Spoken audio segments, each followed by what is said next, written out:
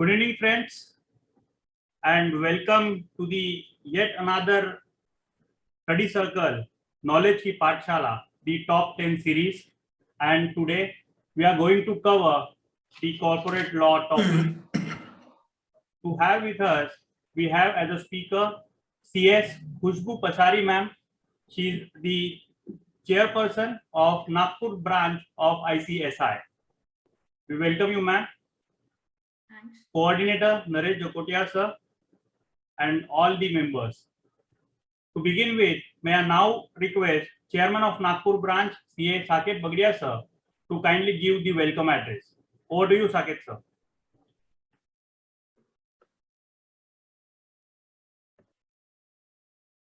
Thank you so much, Akshay. A very good evening, respected members. At the outset, Honorable Past President, C. Ashok Chandak sir, the learned speaker for today, the chairperson of Company Institute of Company Secretaries of India, Nagpur branch, CS Khushbu Pasari, our vice at the region, C. Abhijit Kelkar sir, the coordinator for today's event, C. Naresh Jakotia, treasurer of the branch, C. Akshay Gulane, immediate past chairman, C. Kirit Kalyani ji, and respected members. A very good evening to all of you. This is the third day of our session, Knowledge Ki Pathshala, in which we are going to cover the top 10 amendments related to corporate law. Friends, पहला GST, फिर income tax, फिर company law. ये तीनों चीजें ही हम सब लोगों को लगती है क्योंकि हमने इसको कंप्लायंस प्रैक्टिस बना लिया है. और एक कंप्लायंस प्रैक्टिस के लिए इन सब चीजों का बातों का पता होना बहुत जरूरी है. It is very essential that we need to cover these sessions in a short time period, and that's the reason this top 10 series has been launched. So that कि जो टॉप 10 बातें हैं उस महीने की या एक महीने पहले की वो सारी बातें आपको एक ही मीटिंग के अंदर सारा पता चल जाए. I welcome all of you to this very important session because I feel this session is going to be very interesting because this is company law for which everybody is awaiting to listen to. Friends, I just want to share an anecdote with every one of you because this is one thought just coming to me since long on that every good work seems impossible in the start, but it's the mindset and the belief that make things possible. And that is the reason I always put upon that we need to concentrate on things of relevance. We need to express our desire to do the act, and you will achieve what you aspire for. The punchline for me as a chairman of Nagpur branch has always been कि सोचने से कहाँ मिलते हैं तमन्नाओं के शहर, चलना जरूरी है मंजिल को पाने के लिए. And that is the thing which I expect that everybody needs to do कि हम थोड़ा से आज हमारे साथ जो हमें सबको लेके चलने वाली है, we have got a learned speaker in the form of CS खुशबू पसारी, जो हमें इस कंपनी लॉ की दुनिया में 1 घंटे के अंदर में अलग अलग जगह पे लेके जाएगी, जहां हम सब उन चीजों को सीखेंगे, करेंगे और हम हमारे नॉलेज को अपग्रेड करेंगे. We are extremely thankful to the speaker for her spirited presence, the chairperson of the Institute of Company Secretaries of India, Nagpur branch. Friends, as far as the incoming events are concerned, I request all of you, tomorrow is a very important session on work from home and automating tasks. जितना हम अभी सब करते जा रहे, everybody is feeling this need of work from home. And that is the reason this session is going to be very important क्योंकि यहाँ पर 2 young speakers है, CA Dhananjay Gokhale and CA Partha Chauhan. ये दोनों आपको एक प्रैक्टिकल तरीके से आपके ऑफिस के अंदर बैठ के आपको लेके जाएंगे कैसे आप घर से कर सकते हैं. It would not be सिर्फ बोलने के लिए नहीं रहेगा, it would be a practical demonstration. कैसे हम उसको करेंगे और उसके लिए क्या सॉफ्टवेयर यूज करना है, कैसे करना है. They are going to give the entire ins and outs of this. So I request everybody to please register for this session for tomorrow. It's going to be from morning 11 a.m. to 2 p.m. It's going to be a really interesting session, and I bet that everybody is going to enjoy that very important session. Friends, the other events will be updated to you as the time progresses on that. Till that time, I just request everybody be safe, be happy and healthy, and enjoy this weekend. Tomorrow we are going to have that important session. I wish everybody a very happy learning. Thank you and thank you all. Over to you, Akshay. Thank you so much. Thank you so much, Chairman sir, for your words of wisdom. Now I request our voice of the region, Sri Abhijit Kelkar sir, to kindly give the brief remarks. Abhijit sir, over to you. Thank you, Akshay.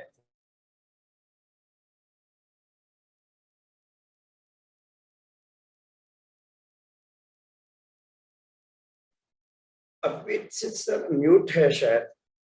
Abhijeet sir आपको unmute करना होगा अपने आप को। मेरा unmute ही है। आवाज शायद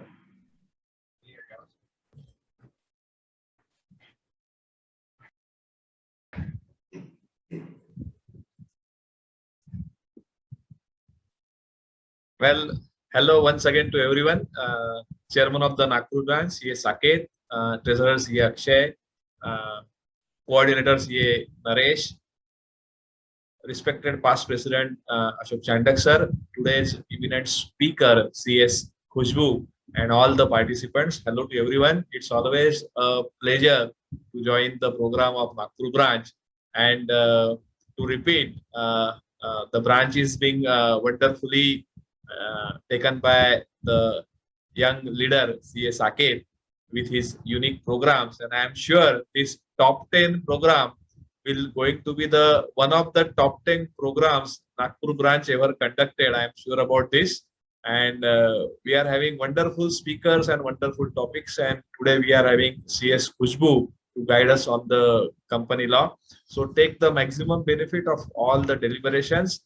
Stay happy, stay safe. Thank you so much. Thank you so much. Thank you so much, Abhijit sir. Friends, to deliberate on the topic, we have with us CS Khushbu Kashari ma'am, Chairperson, ICSI Nagpur branch. Ma'am is a company secretary and compliance officer of Solar Industries India Limited, Nagpur, heading the secretarial, compliance, legal, and sustainability departments. Having 14 years of experience in company law, SEBI-related law, FEMA, and corporate litigation. Actively participate in various seminars, conferences, webinars as a speaker. She is also independent director in listed company. Her strengths are governance expertise, networking skills, time management, and multitasking. Khushbu ma'am, we welcome you on the forum, and I now hand over the charge to the coordinator, CA Naresh Jakotia sir, for further proceedings. Naresh sir, over to you. Thank you, Akshay. Thank you, Chairman sir. Thank you, Abhijit bhai. Thank you all. Welcome, Khushbu, for this session. We'll go ahead. कभी-कभी ऐसे लगता है कि सब department एक दूसरे से compete कर रहे हैं as far as the changes and complications are concerned. पहले लगता था सिर्फ इनकम टैक्स में चेंजेस आते हैं, फिर लगने लग गया जीएसटी इनकम टैक्स को सुपरसीड करने लग गया, अब लेटेस्ट लगने लग गया कि company law is superseding all, at least as far as the penalty and fine is concerned. And we are very fortunate to have you in this session, the top 10.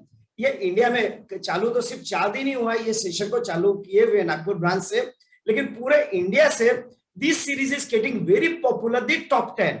शायद all over the country you will find the same series to be continued. Kudos to the chairman and the entire team of Nagpur branch. I know the topic is very vast. The top 10 you have to cover. I hand over the floor to you. Over to you, Khushbu, please. Thank you so much, sir. Thank you. Very good evening, friends. I am heartily thankful to Nagpur chapter of ICAI, for giving me this opportunity. C.A. Saket Bagadia, Akshay Gulane sir, Naresh sir, Kirit sir, and Abhijit sir, and if I'm missing anyone, all of you, thanks for the opportunity. Well, speaking to you all or talking with you all is something like a related party transaction. I'm into my family and whatever possible time, 1.5 day, इसमें जितना prepare कर सकती थी, I have done that. जैसे corona wave चल रहा है नागपुर में, वैसे ही similarly just adding to Naresh sir's words, compliance wave भी चल रहा है, amendment wave भी चल रहा है. 2021 is full of amendments. While I was doing my homework, May 21 में जो amendments आए हैं, I was trying to cover that. थोड़ा पीछे गई तो April 21 भी दिखा, March 21 भी दिखा, February, January, and so on and so forth. So I have not restricted myself to May 21. I have tried to cover January to May 21 में जो top 10 compliances हैं from the perspective of CA professionals. accordingly a small presentation, and then we can interact with each other. Before that, I really compliment and I really like the subject knowledge ki Pathshala, wherein I am also eager to upgrade my own knowledge on the corporate laws with the viewpoints of all CA members. So let us upgrade each other's knowledge. I will talk on few of the amendments, and I'll try my best. If the time permits, I will cover two important judgments as well from the corporate laws perspective.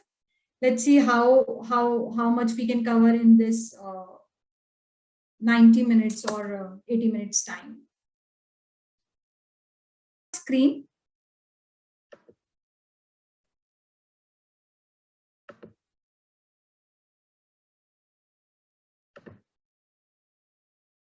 Yeah, my screen is visible to you all.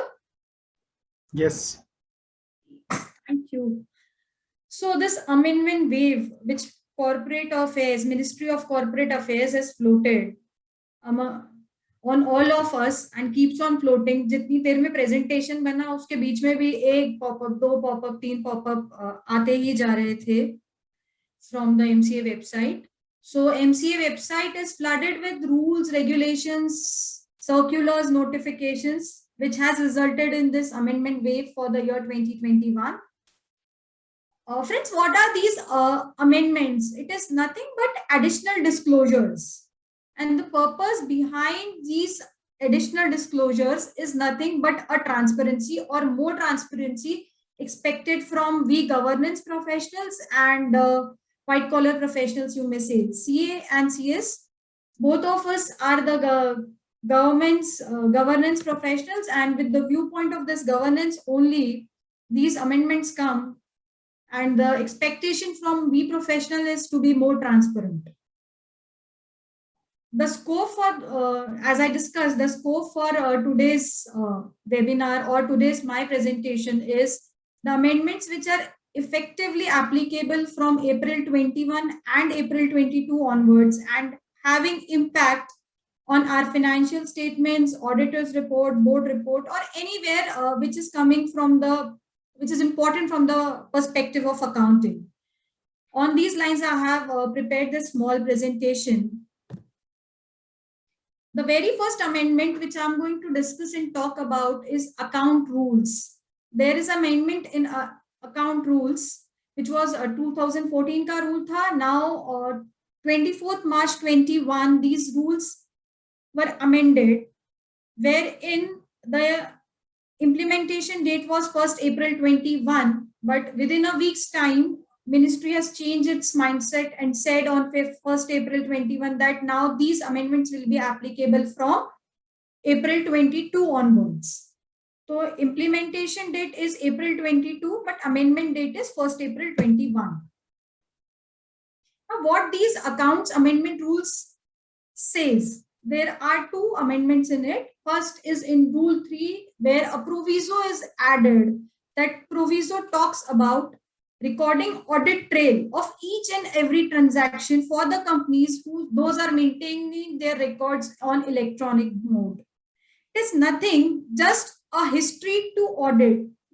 जहां से evolve हो रहा है transaction, वहां से लेके उसके audit तक का आपको ट्रेल मेंटेन करना है. There should be edit log. The date should, the changes date should be reflected, and you have to ensure that this audit trail is not disabled till end.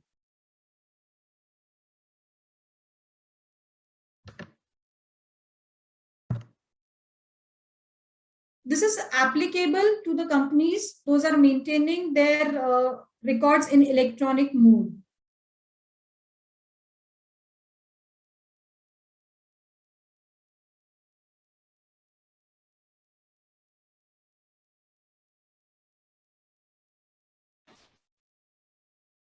Khushboo ma'am आपका unmute करना Yes, sir, होगा, I mute हो was, गया. yes, I muted it intentionally because my screen was bit disturbed. Now is it clear to all of you? Yeah, sorry. All the companies maintaining their books in electronic mode shall mandatorily to have use of such accounting software which has a feature of recording the audit trail. This was the first proviso in that very rule, first amendment you may say. The next amendment is related to the companies which are or which will be in insolvency. MCA mandates additional disclosure in the board report, director's report under section 134 of Companies Act, which says if company goes into insolvency or bankruptcy or which is existing in this very code, those details should be disclosed in the accounts. And similarly, second amendment is there which says if the details of difference amount of the valuation done at the time of one-time settlement and the valuation done while taking loan from the banks or financial institutions and the reasons thereof. If there is any difference between these two valuations, that needs to be disclosed in the books of accounts. So this was the first amendment, which I discussed, first key amendment. The second key amendment as per me is Companies Audit and Auditors Amendment Rules 2021 में जो amendment आया है, which is related to Rule 11, other matters to be included in the audit report. Similar situation, 1st April 21 को second amendment आ गया है इस rule का. पहले ये amendment April 21 onwards applicable था, now April 22 onwards applicable होगा. Few additions and one omission in this clause or Rule 11. Reporting of demonetized banknotes have been discontinued. So this is a omission. 2016 के demonetization के बाद जो disclosure आ रहा था 11D में, that has been omitted. And there are 3 parts in E, Rule 11E, जिसमें 3 parts में introduction आया है. These 3 new clauses have been added. I'm reading my analysis part of it. 11E1 says representation by the management of the company that no funds other than those has been represented in notes to accounts has been advanced, loaned, invested by the company to in any other intermediary or land, invest, provide security, guarantee either directly or indirectly on behalf of the company. It is nothing but a representation from the management side that no funds has been loaned or advanced other than those represented in the notes. Second part of 11E which has been introduced is parallel to it, again a representation by the management of the company that no funds other than those has been represented in the notes received by the company from any other funding party to lend, invest, provide security, guarantee, etc. directly or indirectly. And 11E3 says, based on those two representation, auditors has to see in those audit procedures that there is no material misrepresentation or misstatement made by the management of the company. One more addition is 11F, whether the dividend declared or paid during the year by the company is in compliance with Section 123 of Companies Act 2013. Companies Act 2013, Section 123 deals with the dividend procedures. There is an additional requirement for the audit report in which the auditors have to certify or cross-check and report that Section 123 has been complied with.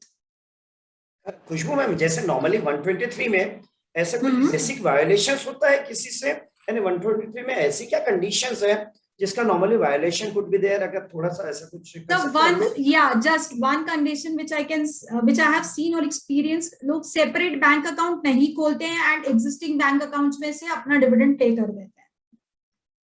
This could be one of the example.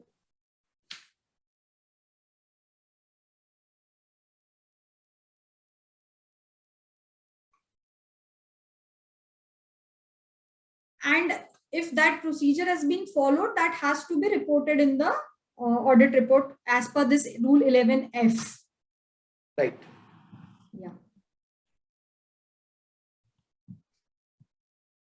Then 11G is correlated to the previous amendment. For companies using accounting software, the audit trail maintained properly and has not been tampered with throughout the year has to be, this clause has to be incorporated by the auditors in their audit report. So the amendment number 3 was day before yesterday's amendment on CSR. Government CSR पे बहुत ज्यादा मेहरबान चल रही है, obviously due to corona wave. जनवरी 22 जनवरी 21 से लेकर आज तक 4 to 5 अमेंडमेंट्स आ चुके हैं CSR रूल्स में, CSR प्रोसीजर्स में, CSR के क्वालिफिकेशंस में, what qualifies for CSR and what not qualifies for CSR. But this day before yesterday's amendment dated 20th May has an impact on from accounting perspective. That's why I have captured it over here. Any amount which has been spent excessively in the year 1920 by contribution to the PM CARE Fund may be set off against the CSR obligation of the company for the year 2021 subject to the ABC. 19-20 में अगर कोई खर्चा specifically PM care fund में जो contributed amount है वो आपके तय खर्चे से 2% से ज्यादा, जो 2% का जो हमारा क्राइटेरिया है फॉर CSR ऑब्लिगेशंस में, अगर स्पेंड किया है किसी कंपनी ने तो 2021 में उसे उसका सेट ऑफ मिल सकता है subject to the fulfilment of 2-3 conditions. Unspent amount, if any, for the previous year should have been factored into. A CFO or the statutory auditor has to certify that amount belongs to या contributed for 31/3/2020, and these contributions has been made after the appeal from the MCA to contribute for PM CARE Fund for the COVID crisis. And details of such contribution has to be disclosed separately in the CSR and board report as well. तो ये set off अगर extra amount PM CARE Fund में है तो set off allowed किया है government ने.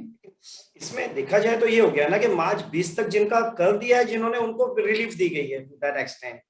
लेकिन आइडियली देखा जाए चेयरमैन सर अगर देखा जाए representation could be there given by the institute.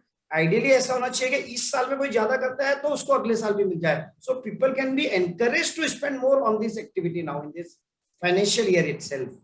Probably वो एक part could be there. We can take care of this part then. Yes.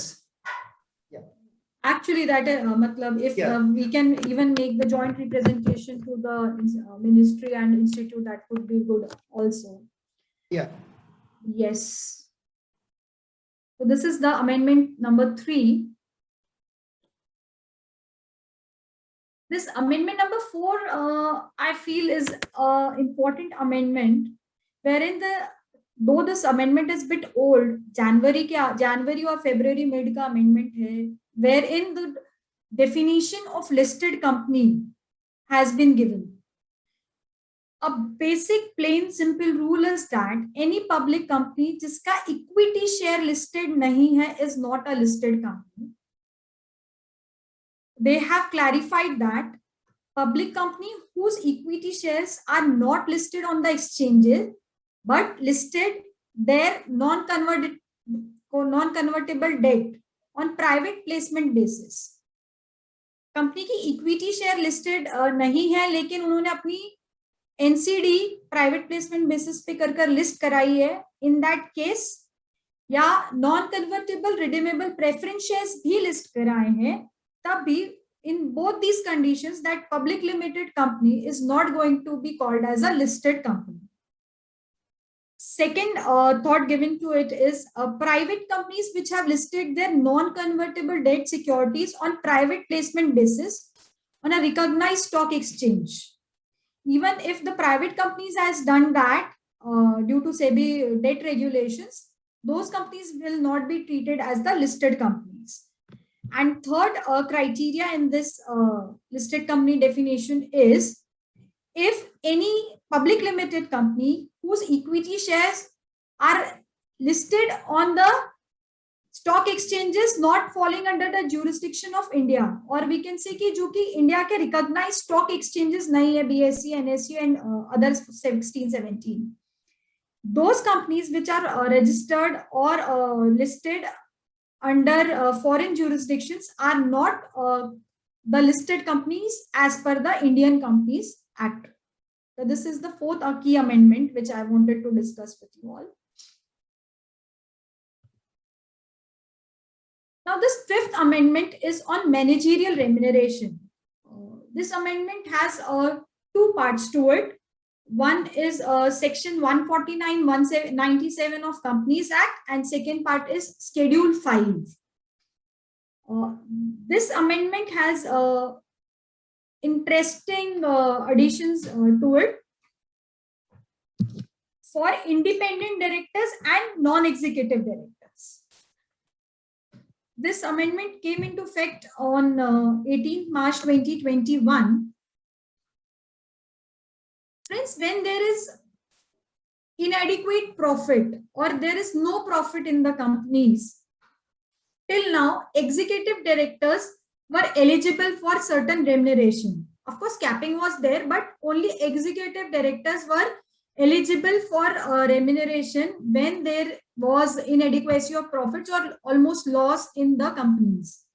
But due to this amendment, now non-executive and independent directors are also eligible for the remuneration, even in case of low profits or inadequate profits or loss. So the term which you can say for this very section is managerial person now includes other directors apart from your executive directors. Those are non-executive directors or the independent directors. This is first part to this amendment. And second part of this amendment of Schedule 5 prescribes certain limits.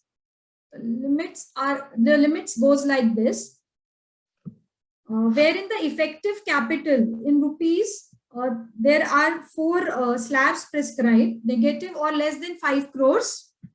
Then the remuneration should not exceed 12 lakh rupees. 5 crores to 100 crores, then it should not exceed 17 lakh rupees. 100 to 250, 24, 250 and above is again 24 plus 0.01% of the effective capital. These new limits are nothing but divide by 5 of the managerial person remuneration given to the executive or managerial person in the current limits. If any company is desirous of paying over and above these limits, then they need to pass a special resolution, put it before the members, and if they approve that resolution, then even the excess amount could be payable to the persons, directors. Those are newly added to the managerial person, non-executive and independent in category.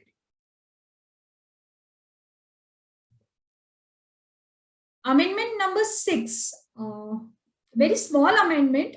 May 3rd ko aaya tha. May 3rd ko there were 2-3 more amendments as well, which relates to the relaxations of timelines for filing the forms, which relates to charge related relaxations. But I have not intentionally covered those amendments because those were very basic in nature. Just a relaxation of timelines are given over there, and not very relevant from CA perspective. But this very amendment, I feel, wherein wherein the ministry is talking about the board meeting gaps or intervals, this I have incorporated or covered over here. General Circular number 8 of 21 talks about relaxed interval of 120 days से लेके 180 days का किया है for the 2 quarters of financial year 21-22. April to June 21 and July to September 21, there could be a gap of 180 days for the board meeting. Now, why I feel these 2 dates are important for both the professionals, CA and CS, because the signing date of balance sheet goes with this board meeting date as per the Act.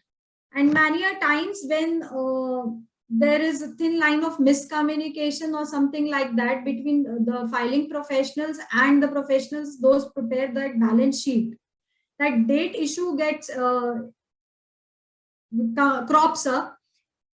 So this is to be kept in mind. Now 180 days extension is there for next 2 quarters.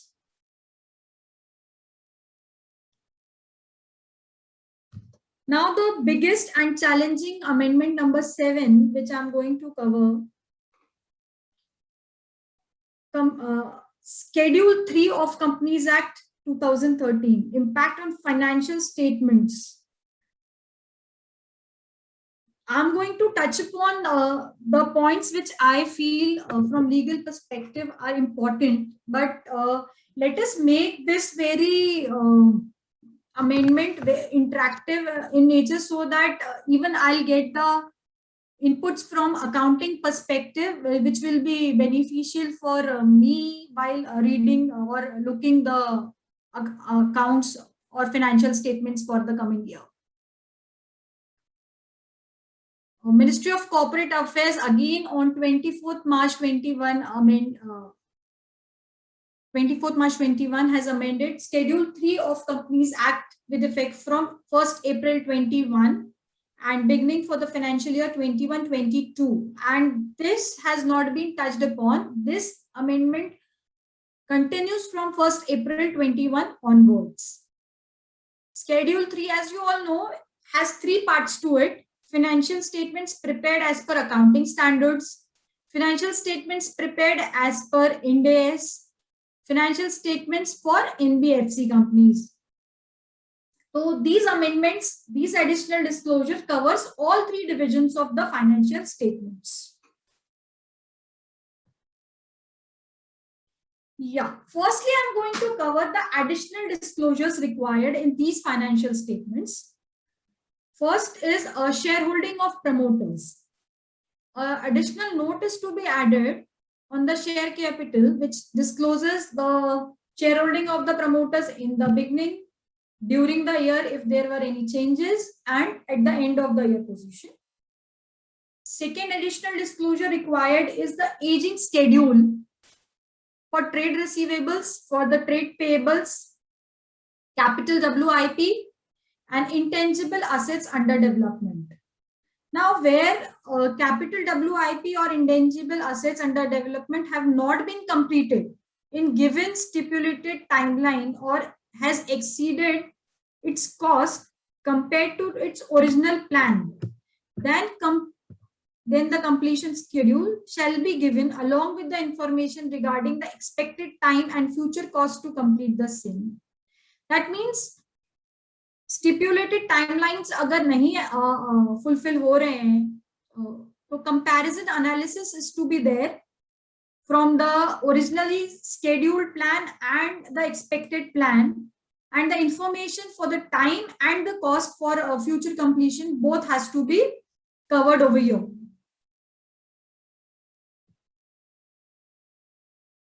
The third additional disclosure required is on the ratios. A to K, following 8 to 10 ratios has to be added to the disclosure list. Current ratio, debt equity, debt service coverage ratio, return on equity ratio, inventory turnover, trade receivables, trade payables, net capital turnover ratio, net profit ratio, ROCE and ROI. And this is not the only task we have to, you all have to majorly explain the items included in numerator and the denominator for computing these ratios, and even the reasons to be explained if 25% ka difference is there, change is there from the preceding financial year. So this is an added disclosure for the auditors. It's for all the companies, this disclosure requirements are Yes, so applicable this to is all the for all companies. the companies falling in division 1, 2, 3. There are only 2-3 exceptions for companies under Ind AS and accounting standards, which is there in the upcoming slides. But these disclosures are for all the companies.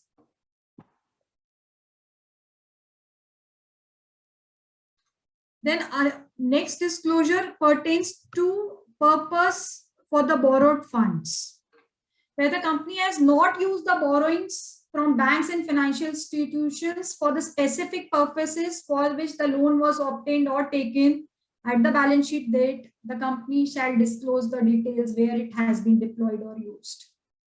I don't know how practically it is possible, but this disclosure is required as the need of an hour or need of the ministry. Clients से क्या बात करना? You all chartered accountants are very smart to handle this. Then the next point is title deeds of immovable property not held in the name of the company. The company shall provide the details of all immovable properties. Those title deeds are not held in the name of company and where such immovable property is jointly held with others. Details are required to be given to the extent of company's share in it.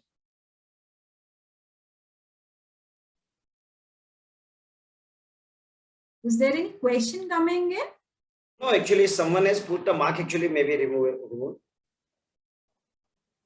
These requirements will be on an annual basis. Every year, the Yes, sir. requirement is Yes, in the reporting will be there. financial statements for the year starting from April 21 and ending on March 22, Not- as of yeah. now, there is no shift up for this very amendment expected or may not be there. But yes, April 21 onwards, these additional disclosures are to be reported in the audit report. This title deeds reporting, as far as the assets acquired during the year is concerned, will be required to be reported. All the earlier assets, also the reporting part will be required. Sir, I think for the during the year requirement is there because it should not be backdated or for the reporting year which is closed. Any other views? Chairman sir is also an expert in company law also. Saket sir may be there if he is there. We can go ahead, otherwise we can, in the question answer session, we can have a discussion. Yes, as far as my reading goes, sir, it is for the year, it is very well spelled out कि April 21 onwards देना है. Maybe they will come with the clarification in their next Yeah. round, like they did for the deposit rules. Sir. Sorry, I skipped one. Yeah, revaluation of property, plant, and other equipments. If there is a revaluation during the year, then company has to disclose what has been revalued, property, plant, equipment, and whether that revaluation is based on the reports of a registered valuer.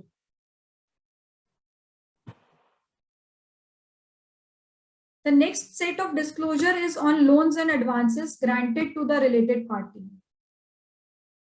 Well, the law itself doesn't permit this. Loan to directors, promoters, KMPs is not allowed as per the act, but a contradicting view or contradicting provision has come into picture. They will definitely come with the clarification on this very point. But for now, whatever has come, I am dealing with that. Loans, advances of any nature granted to the promoters, directors, and KMP and the related parties has to be disclosed in the financial statement. The type of borrower, amount of loan, advance, percentage to the total loans and advances, and the nature of loans is a disclosure required. Then details under Benami property held, if there is any matter, litigation, or any case instituted against the company under this very act, 1988 Benami Transactions Act, the company shall disclose relevant details of the proceedings in their financial statements. That's the requirement.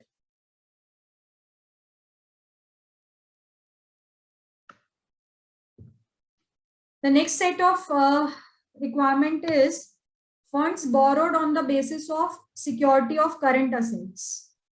If there is any borrowing from the banks and financial institutions on the basis of security given as a on the basis of security which is a current asset. We have to submit the quarterly and monthly returns and statements to the banks, financial institutions. Now, at the end of the year, you have to reconcile whether there is any material reason or discrepancy in the statements submitted during the course of the year or the quarter. And if there is any such material discrepancy, then that needs to be adequately disclosed in the financial statements.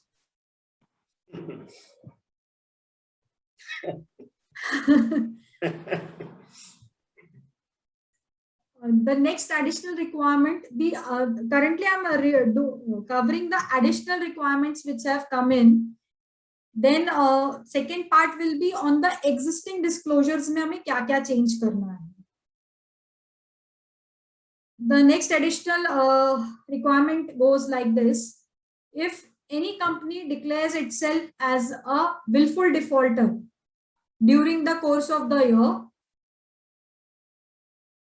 by any bank or financial institution, then the date of such declaration of being a willful defaulter and reasons, details of such default has to be incorporated in the audited financial statements of the company.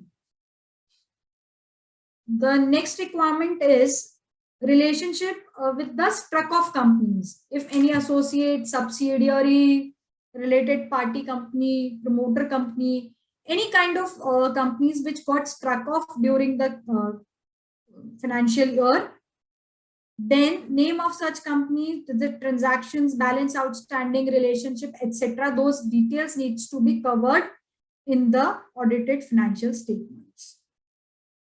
Generally during the course of the year हम लोग जो unwanted companies हैं या कुछ ऐसी companies हैं जो कि बिजनेस नहीं कर रही हैं उनको स्ट्रक ऑफ करते हैं, बट उनका शेयर होल्डिंग या उनका रिलेशनशिप रहता है फॉर द पेरेंट कंपनी या on subsidiary basis, associate basis, so that relationship has to be disclosed in the audited financial statements.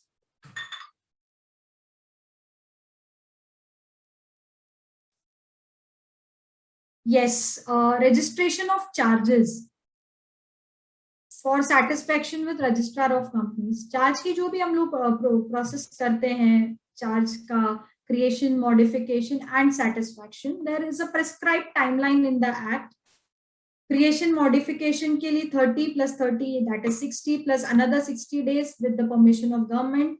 120 days के अंदर अगर चार्ज क्रिएशन या मॉडिफिकेशन आपने रिपोर्ट नहीं किया है आरओसी को, इन दैट केस और in the case of satisfaction आपने 30 डेज के अंदर चार्ज सैटिस्फैक्शन रिपोर्ट नहीं किया है आरओसी को due to any reason, then that needs to be reported in the financial statements of that very statutory period.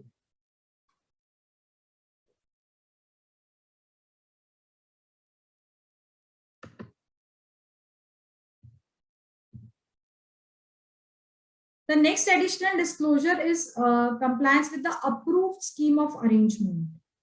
If there is any scheme of arrangement, restructuring, merger, amalgamation, whatever it may be, and that gets approved during the course of this financial year, then company has to disclose, or it shall disclose, the effect of such scheme that have been accounted for in the books of accounts, and whether that effect has been given as per the scheme proposed, or it is very obvious when we when we file any scheme with NCLT or INCLAD, whichever authority in that very case, and if that scheme get approves, it itself contains the accounting entries to be passed on or effect of the accounting entries to be given. But here it is just an additional requirement that company has followed that line of action, a line of accounting provided in the scheme. That disclosure is that much only कि भाई scheme में जितना डाला था वो company ने during the course of merger amalgamation arrangement में वो company ने follow किया है. And in case you deviate from it for any given reason, that has to be reported.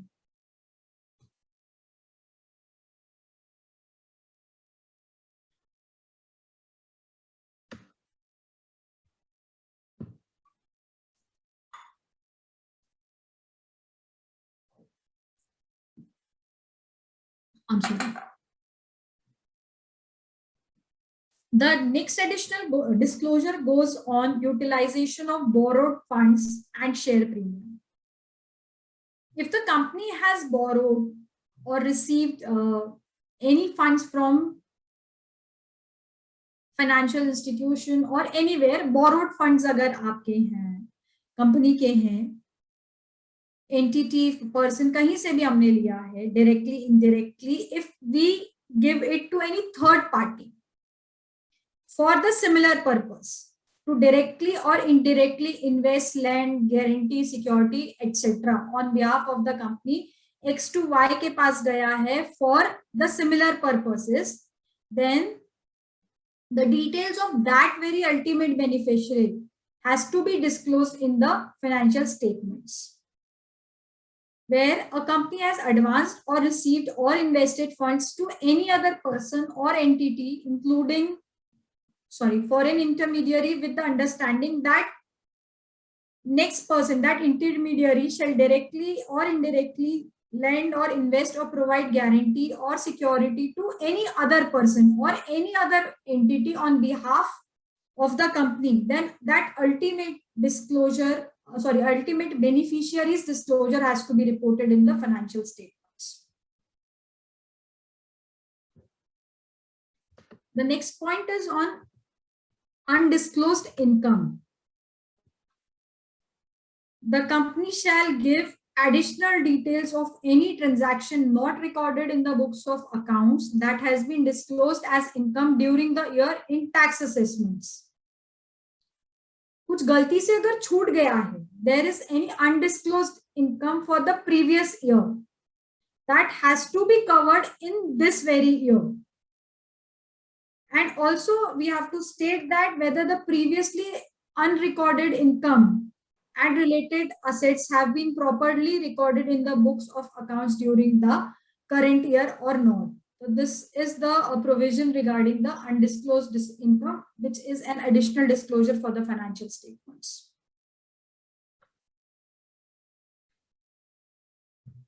Then there is one more additional requirement which goes with CSR activities.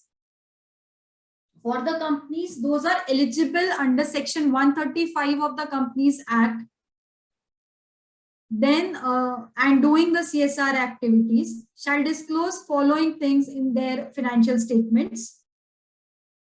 If there is any shortfall for the previous year, पिछले साल 100 रुपए खर्चा करना था, 90 किया है तो, and reason for that 90.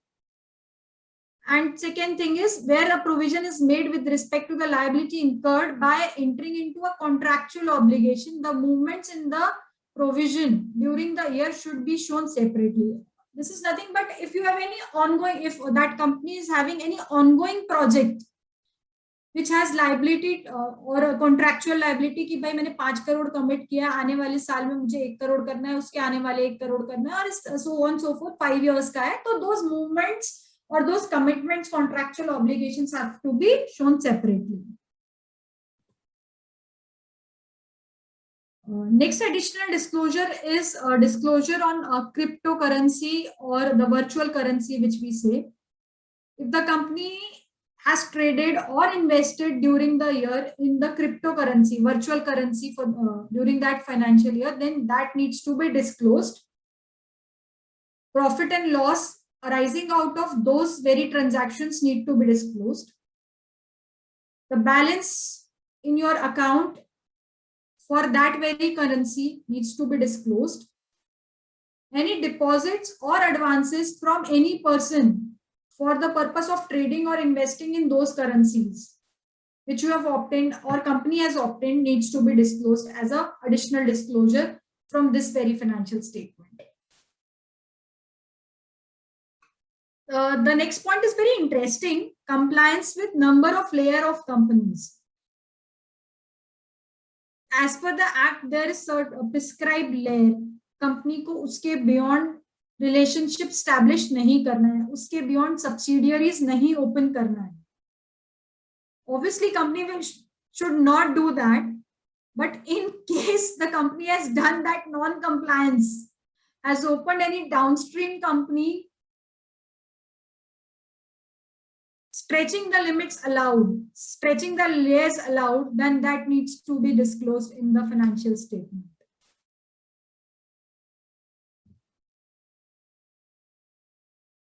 Now, these were the additional disclosures required.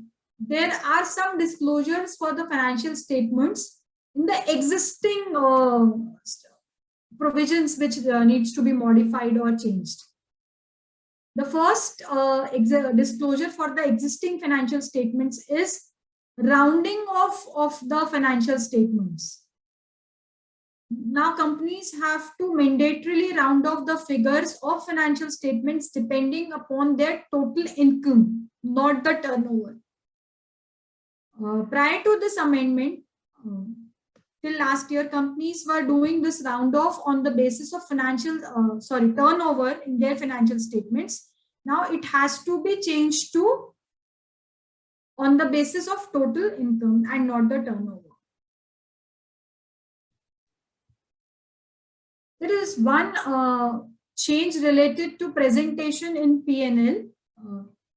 That the heading total revenue shall now be written as total income. Next amendment is in notes of accounts related to tangible and intangible assets. Under the heading tangible assets and intangible assets, following shall be substituted. It is nothing but gross and net के बीच में जो भी changes हुए during the reporting period, that has to be given if that change is more than 10%. A reconciliation of the gross and net carrying amounts of each class of assets falling in tangible and intangible at the end period should be there if it is arising out of business combinations and has an impact of 10% or more. Previously, no such disclosure or separate disclosure was required for the purposes of revaluation. For non-Ind AS accounts, we can say for accounting standard related accounts, there is a requirement. Under the heading short-term borrowings, a separate disclosure is required, namely current maturities of the long-term borrowings. If there is any maturity during the year, which is of short-term nature, but relates to the long-term borrowings of the company, those need to be reported under short-term borrowings. Previously, we used to show it under current liabilities. Secondly, security deposits shall now be shown under the heading of other non-current assets instead of long-term loans and advances. So again, this is a classification or presentation related amendment.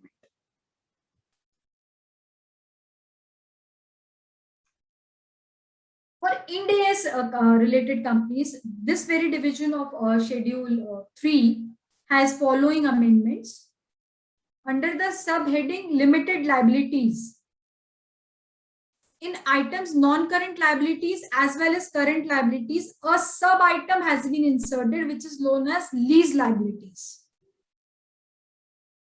Under the second amendment is under the heading non-current assets as well as current assets, security deposits now shall be shown under the subheading other financial assets instead of loans. Long-term maturities of finance lease obligations shall now be omitted under the heading non-current liabilities. Similarly, current maturities of finance lease obligations shall now be omitted under the heading current liabilities, because these two liabilities are shifted to the other heads. These has to be omitted from the long-term maturities.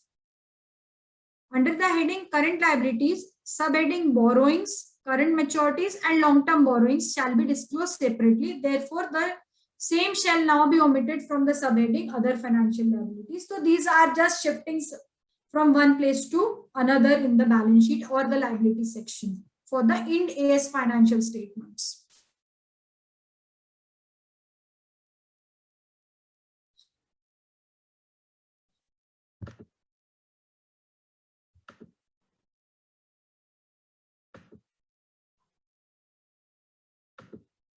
You need to just share the screen. Yeah, this was the Yes. this was the last slide I had for this schedule 3. Let us discuss any questions or the things arising out of these amendments, and then we can have a look over to those 2 judgments which I wanted to add, so that 10 number we can reach. So how to take it, whether I should cover those judgments as well, and then we will have a question answer, or we can discuss it at this stage. I think we can cover the question, that 2 judgment, you can cover it. Thereafter, we'll keep this session open for all others. Fine. I'll change this presentation. I have another presentation for those 2 important judgments.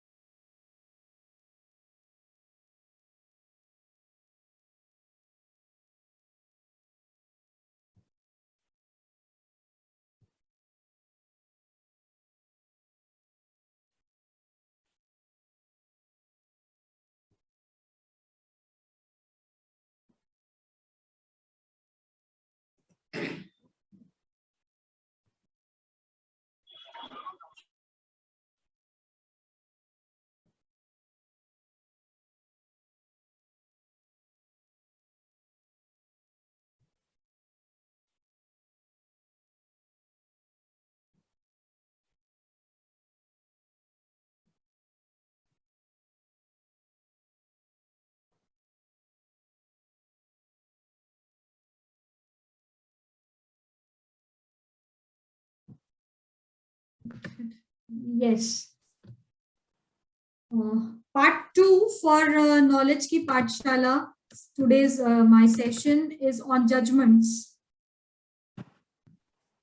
Well, I have not dealt with the arguments from petitioner side or the respondent sides for these very judgments. What I have done is, or what with which I have dealt is the facts and the rulings or the pronouncement of the judgment, which we say, so that हुआ क्या था और output क्या है वो हम लोगों को पता चल जाए. And briefly or shortly, I will run you all through the judgments. Yeah, this judgment is related to inheritance of shares between Aruna Oswal and Pankaj Oswal.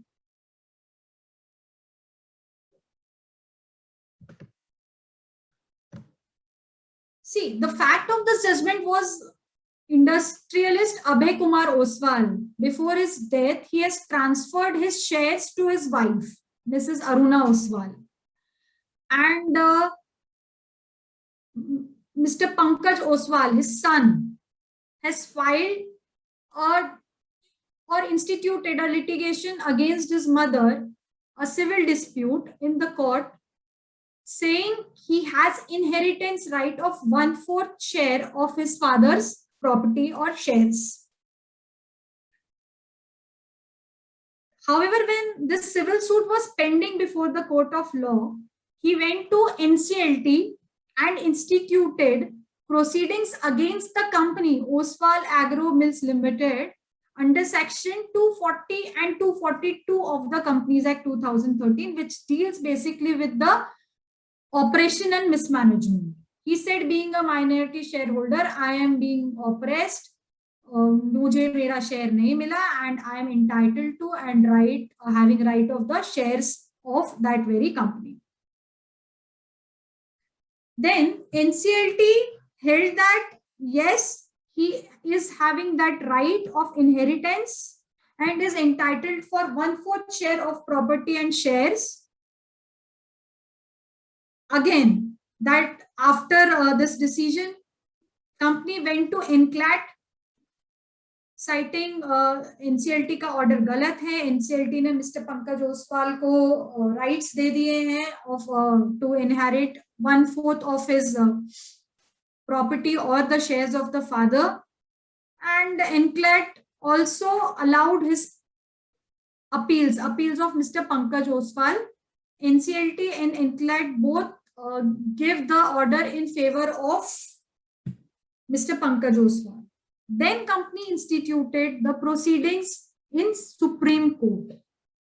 Supreme Court finally gave the relief to the company, stating that section 241 to 42 के जो disputes हैं, जिसके under NCLT and NCLAT ने order दिया है, are not the remedies for Pankaj Oswal, saying inheritance of shares is a matter of civil dispute and it should get settled into civil courts only. Inheritance matter is not a matter of Companies Act, section 241 and 242. Section 241, 242 deals with the minority operation and mismanagement matters, and NCLT's wordings or verdicts are wrong. Supreme Court said has given the following rulings. The Apex Court held that the proceedings before the NCLT filed under sections 241 and 242 of the Companies Act should not have been entertained because of the pending civil dispute, and considering the respondents' minuscule holding of 0.03%, which is very important. Minority shareholder के पास 0.03% की shareholding है, and again a civil dispute is pending in the court. So Supreme Court had said NCLT and NCLAT के जो impugned orders है, those should be set aside and appeals are not allowed. The only allowance part of appeals was कि these cases should be expeditiously solved in the civil court and not before the NCLT and NCLAT. So this was the important judgment of Supreme Court, stating that inheritance related matters are essentially a civil dispute, one, and second, when the minority shareholder is having a minuscule holding of 0.03%, then that doesn't fall under the provisions of section 242 of Companies Act 2013, which has been entered for the protection of minority shareholders. The second judgment which I want to put forth is of Honorable High Court of Delhi between Sunita Patla and Kit Marketing Private Limited. Well, this company was a plywood running business company, and this Sunita Patla was a regular purchaser. Sorry, company was the purchaser from Sunita Patla, and the company has issued 4 checks to the complainant, and those were returned by the bank saying the funds are insufficient. Hence, the complainant has filed a case or instituted the proceedings against the company and all of its directors. Few of the directors contended, especially independent, non-executive and additional directors of the company, stated that they are not involved in the day-to-day affairs of the company. Hence, the summons issued against them or the proceedings issued against them should be quashed. Honorable Supreme Court dealt this matter very nicely and brought the concept of vicarious liability of a person under section 141 of Negotiable Instruments Act. and then dealt with this matter that if 141 of NI says every person, and here Supreme Court stated clearly that every person means a person who has a charge or responsibility of doing the business of the company. Not every connected person of that very company gets responsible for it. Second observation from Supreme Court for this judgment was related to, again covering this vicarious liability of the officers, was managing director, joint managing director, secretary, manager. Those are authority to sign that check. Those are having rights to run that business, should be held liable and not otherwise. Supreme Court clearly stated that non-executive directors, independent directors are definitely the custodian of the governance of the company, but they cannot be involved, and they does not get involved into day-to-day affairs of running the business. They don't monitor the business on real-time basis. So there is no particular reason to make them responsible for the conduct of business. So under Negotiable Instruments Act, the directors, those do not play an important role or day-to-day role or in the affairs of the business, should not be held, should not be liable for any kind of criminal action. Accordingly, only the managing directors, the authorized signatories, or the directors who are involved or who are having the control or management of the company on day-to-day affairs of the accused company will be held responsible, will have the criminal liability over them, and not the persons, not the directors. Those are not responsible for the day-to-day affairs of the company. Accordingly, the court allowed the petition and quashed the summons issued against the directors. Those are not involved into the day-to-day affairs of the company.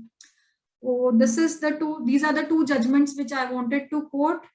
Now I'm stop sharing the screen, and we are open for the discussions and everything else. Yes, thank you, Chairman of the Nagpur branch, CS Khushbu Basari. Amazing session. It was an excellent session. सिर्फ एक ही चीज लग रही थी पूरे programme में. Programme का नाम था their top 10, but when it comes to company law तो एक टीम मिसिंग हो जाता है शायद. द टॉप 10 टेरिबल लॉज भी हो जाता है शायद. So many changes, so many amendments are there, and it's very terribly increasing the responsibility of the auditors too much. कुछ क्वेश्चन आंसर्स आए थे. I will try to cover those questions here. एक है कि whether ये जो नए requirement liability जो आई है, reporting liability, it is the liability responsibility of the auditor और the company. Sir, these disclosures are required in the auditor's report. Auditor's report. Yeah, when these disclosures are to be there in the financial statement and the auditor's report, I guess this is going to be a joint responsibility, but liability portion is not there in the rules yet. Liability, I'm not sure, but responsibility to definitely is falling on the auditors who are auditing the financial statement. Yes, yes. And next question is whether loan to KMP is allowed under section 186. If yes, subject to what condition and limit is specified therein.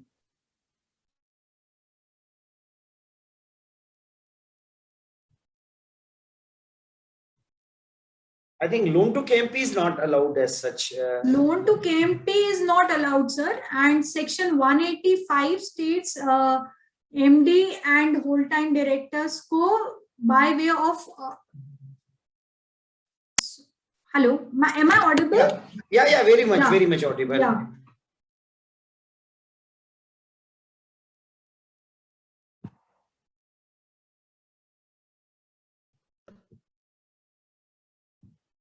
So we were discussing this, sorry, 185, section 185's provision, wherein loan to any KMP is not allowed. Yeah, Yeah.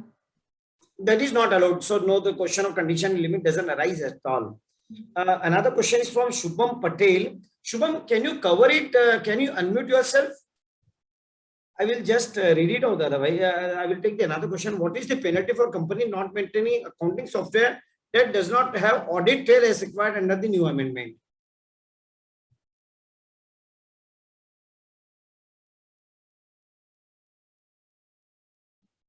What is the penalty if the audit trail requirement that is there now?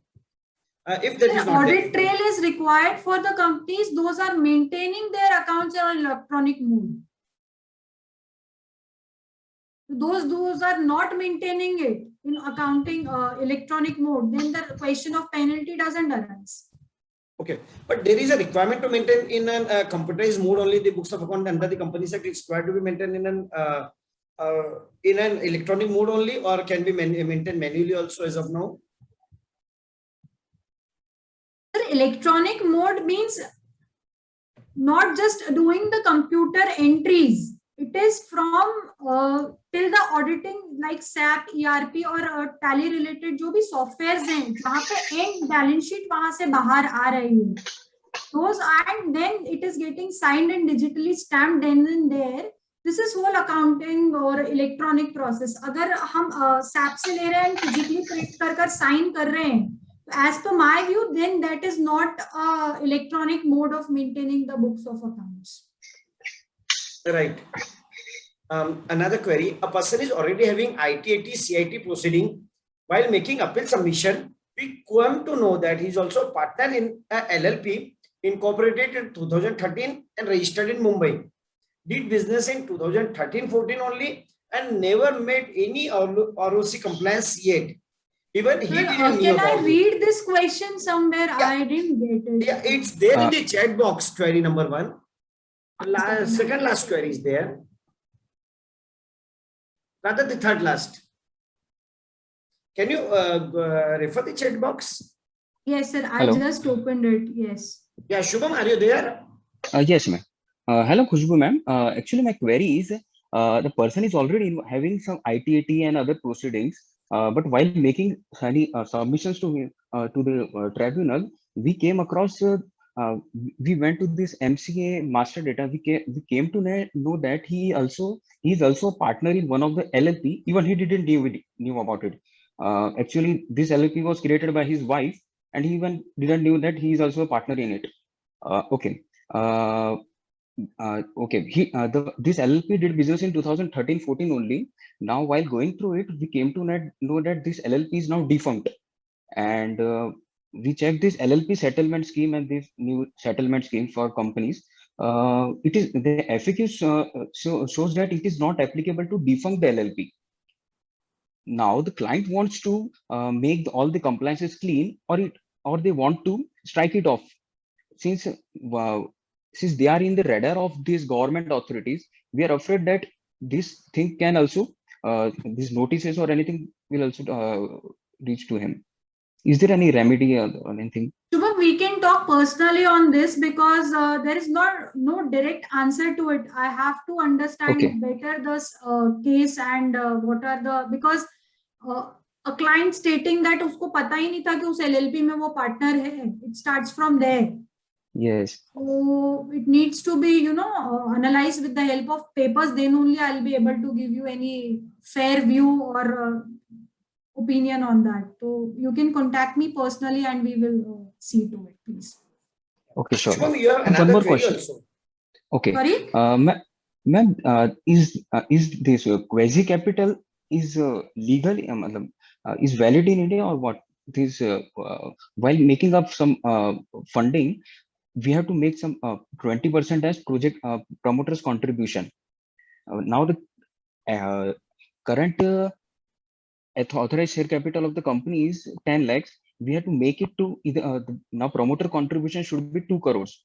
Can we keep authorized share capital as it is at 10 lakhs and make a 1.9 CR as loan from director? Will it be treated as quasi capital or unsecured loan by the bank.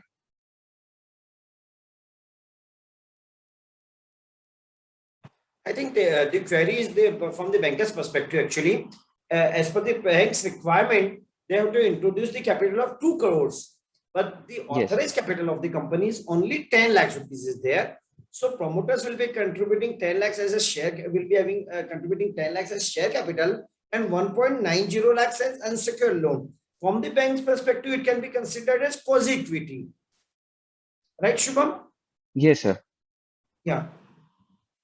So as far as Companies Act is concerned, first of all, whether there is any problem if the company has a 1.90 lakhs as unsecured loan, may not be there as such. So as far as the directors are concerned, they can accept the loan. Again, I'm not very confident about answering this question because it doesn't relate to Companies Act. But even if the bankers, from bankers' perspective, the authorized capital should mean authorized capital only. Right, 2 crores should be the authorized capital and not this quasi-equity or unsecured loan. Okay. No, since there is a huge MCA fees involved in raising authorized capital from 10 lakhs to 2 crores actually. That is the government's revenue source. You and me cannot help it out. Yeah, in such But case, I that- think, yeah, Khushbu, in this case, actually, we have with us Om Prakash Bagadi also. He deals with the banking institutions also and deals with the companies also and knows the rules and regulation of both the things. OS Bagadia, sir, can please unmute. Can you throw some light on this part? OS Bagadia, sir, are you there, sir?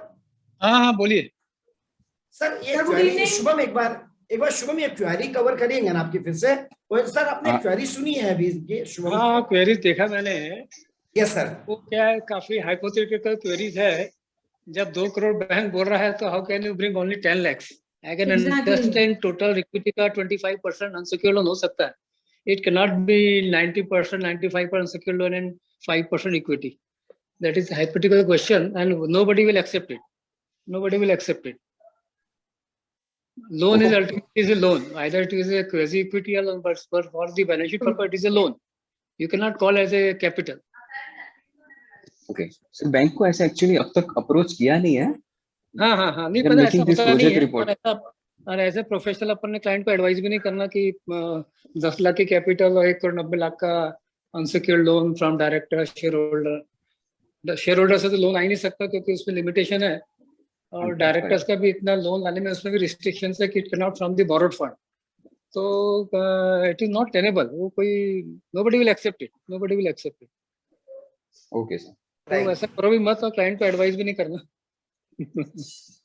Yeah. Okay. One more query is there, Khushboo ma'am. Company क्या-क्या काम delegate कर सकती है उनको employ को जिसके कारण company की रिस्पांसिबिलिटी नहीं आती है. कैन कंपनी डेलीगेट जैसे टीडीएस का फंक्शन है किसी एम्प्लॉय को डेलीगेट कर सकते हैं ताकि कोई पेनल्टी फाइन नॉन कंप्लायंस आता है तो पेनल्टी फाइन आएंगी वो पर्टिकुलर एम्प्लॉय के ना कि डायरेक्टर्स की या ऐसी कोई एक्टिविटीज हो सकती है जो डेलीगेट कर सकते हैं. So this is very interesting question and I will answer with the examples from the act. Companies Act के provisions में बहुत settled responsibilities दी हुई हैं. क्या डायरेक्टर का रोल है क्या कंपनी सेक्रेटरी का रोल है क्या केएमपी का रोल है. First I will go through the Companies Act and then I will come to the practical examples of company employees. जैसे कि एक सिंपल सा डिस्क्लोजर फॉर्म होता है एवरी ईयर हर एक डायरेक्टर को भरना होता है form MBP 1 and form DIR 8 wherein he has to or she has to disclose कि भाई वो कहाँ डायरेक्टर है पिछले 3 साल से उसकी कहाँ शेयर होल्डिंग है क्या पार्टनरशिप है और क्या उसकी रिलेटिव्स का लेखा जोखा है. ठीक है. तो कंपनी सेक्रेटरीज और the compliance officers helps directors in doing और performing those tasks but the responsibility of same cannot be shifted to the company secretaries.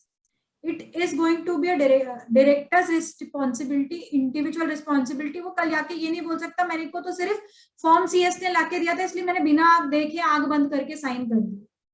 CS is not going to dream about his investments, his family's investments, his own personal disclosures. So this is a settled provision as per Companies Act कि किसका role क्या है और जो जिसका role prescribed है उस हिसाब से उसकी पेनल्टीज भी प्रिस्क्राइब्ड है. अगर वो वायलेट करता है तो या तो उसे पेनल्टी भरना है या तो उसको वेकेट होना है अपने ऑफिस से, व्हाटएवर. तो this is one part of it. Similarly CS के क्या ड्यूटीज है, फंक्शंस है, ऑडिटर्स के क्या ड्यूटीज, रोल्स एंड रिस्पॉन्सिबिलिटीज है, रिस्पेक्टिव कमिटीज जो कंपनी में फॉर्म हुई है उसके क्या रोल्स एंड रिस्पॉन्सिबिलिटीज है, वो डिफाइंड है. तो जब प्लेस ऑफ ऑफिस आपका है तो पेनल्टी ऑफ ऑफिस भी आपकी है. जहां प्लेस ऑफ ऑफिस किसी और का है तो पेनल्टीज किसी और पर शिफ्ट नहीं हो सकती. सिमिलरली अगर कोई एम्प्लॉय और कंपनी के बीच की बात है, एक्ट की बात नहीं है, कंपनी ने आपको हायर किया है एक्स चीज के लिए and your appointment letter has that very clause कि आपको ये रोल्स एंड रिस्पॉन्सिबिलिटीज पूरी करनी है.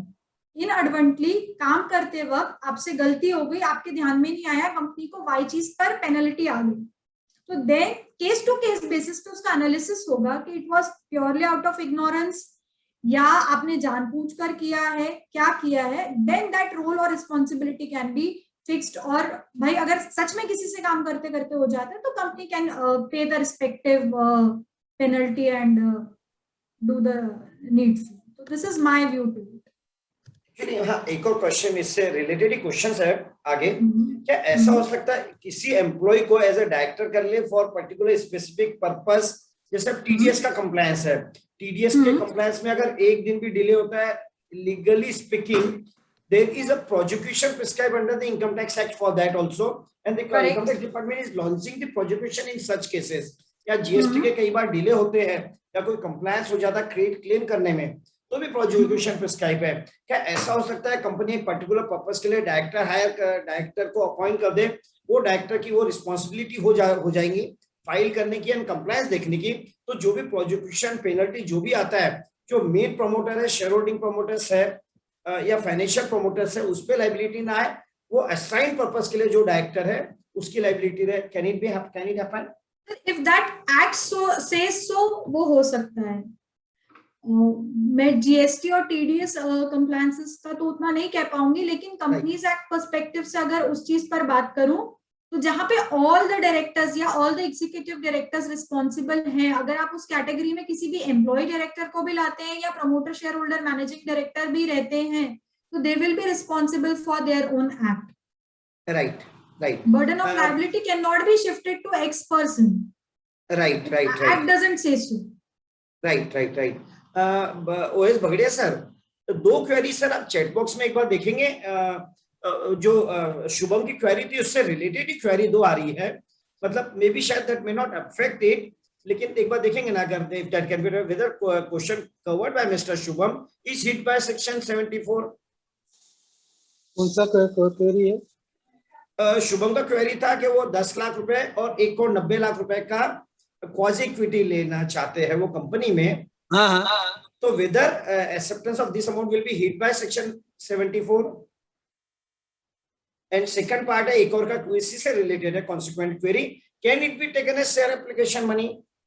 शेयर एप्लीकेशन मनी में तो रिस्ट्रिक्शन है. It has to be allotted in हाँ, but it cannot remain permanent as a share application money. Yes. Unsecured loan from directors, okay, no problem. But as I said, it is disproportionate to the equity. So I don't think any financial institution will accept this criteria. The 10 lakhs equity and 1.9 crore is loan from director. And again, he has to make a declaration from director. It is their own money. And if it is interest bearing, it cannot be called as a quasi equity. Right. It cannot be called as a quasi equity. And nobody can bring interest free unsecured loan for such a large amount without any repayment obligation, because it's whatever declaration you give to the bank, ultimately it's an unsecured loan and you can repay at any time. So nobody will accept that sort of arrangement कि आपने unsecured loan ला लिया और undertaking दे दिया. To some extent ठीक है, 25% of the project cost. Not such a disproportionate.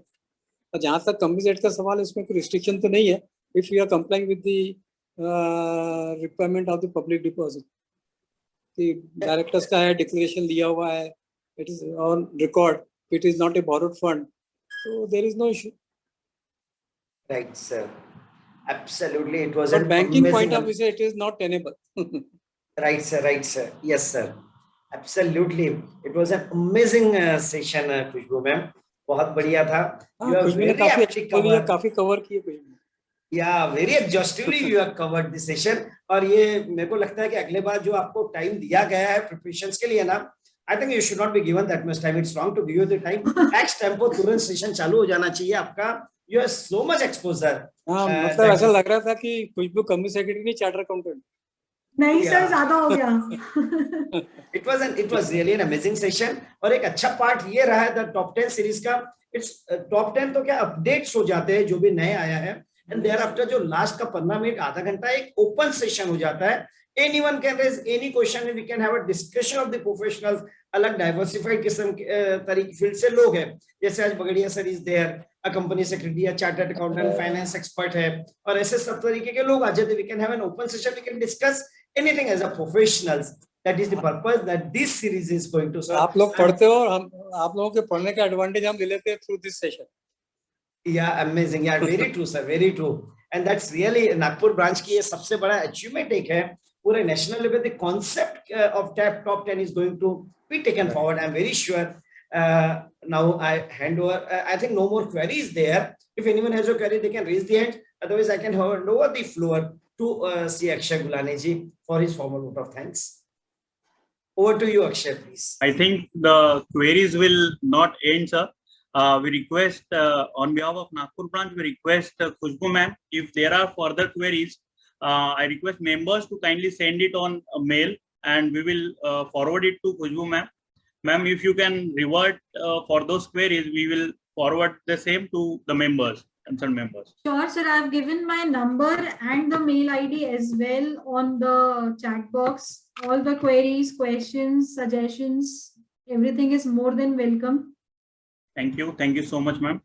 On behalf of Nagpur branch of WRC of ICAI, we would like to express our gratitude. Akshay, yeah.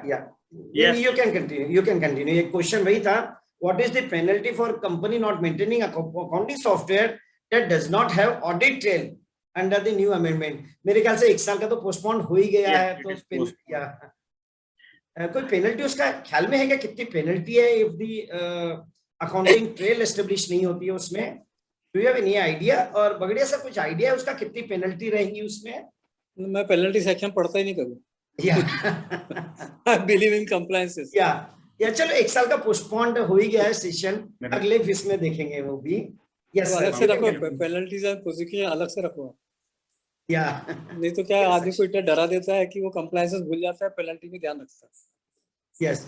आपका email ID खुशबू ma'am, आपका email ID और वो numbers नहीं आया, एक member का वो आया है क्या? मेरा email ID khushbu.cs@gmail.com, khushboo.cs@gmail.com, and my personal mobile number is 9823066446. 66446. Yes.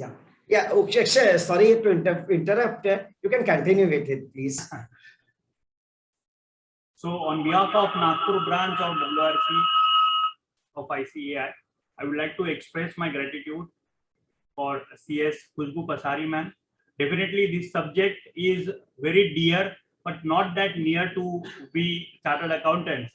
We are experts in direct as well as indirect laws, and while doing audit for corporates, we often find everything is perfect in our framework, but it has to be matched with the MCA requirements also. And thank you so much, Khushbu ma'am, for beautifully explaining all the amendments, recent amendments, and also sharing the judgments, recent judgments. We also thank OS Bagadia sir, who is always there as a mentor for resolving the queries of the members. Thank you, Naresh sir, for beautifully coordinating today's session. And lastly, but not the least, we thank all the participants for having patient listening. This is our third session, and we are going to continue like this. Thank you so much for your support. We are signing off. Thank you so much. Thank you. Thank you. Thank you.